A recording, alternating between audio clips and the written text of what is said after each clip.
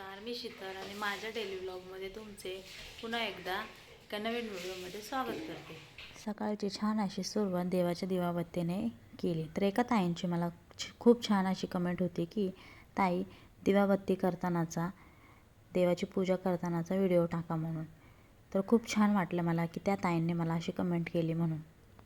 तर बघा छान अशी देवाची पूजा करून दिवाबत्ती करून घेतली मी आणि देवपूजा करताना बघा मध्येच लाईट गेली। काय झाले काय माहिती, आमच्या इथे सारखीच लाईट जाते। 3-4 दिवस झाले लाईटीचा खूप प्रॉब्लेम चालू आहे। तर बघा पूजा झाली आहे माझी आणि आज सकाळी पिल्लूसोबत थोडी मस्ती केली। मम्माला पप्पी दे मम्माला पी दे की नाही। आज नाश्त्यामध्ये मी बनवले होते छान असे पोहे। एकीकडे चहासुद्धा झाला होता माझा आणि पोहेसुद्धा झाले। त्यानंतर सगळ्यांनी नाश्ता केला। मग काय लाईट यायची वाट बघितली आणि मग लाईट आल्यानंतर कामाला सुरुवात केली बाकीच्या। तर पहिल्यांदा सर्व किचन साफ करून घेतले, भांडी पडली होती ती घासून ती लावून घेतली। मग हॉलमधला पसारा आवरायला लागले। तर माझ्या घरातला कार्टून आहे ना तो खूप पसारा करतो, खेळायचा असतं एक पण सगळे खेळणी काढून बसतो। खेळून झाल्यानंतर ती खेळणी तिथेच असतात।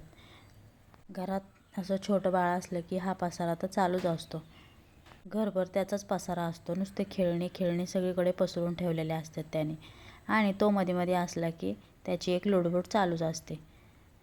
मग काय सर्व खेळणे जागेवर ठेवून दिली आणि घर झाडून घेतले।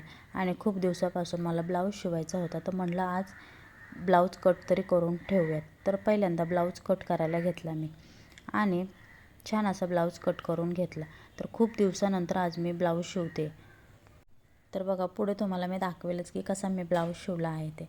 तर ब्लाऊज कट करून ठेवून दिला आणि पिल्लूसाठी छान असे घावणे बनवून त्याला खायला दिले। तर त्याला अधूनमधून मी असं काहीतरी बनवून देत असते खायला।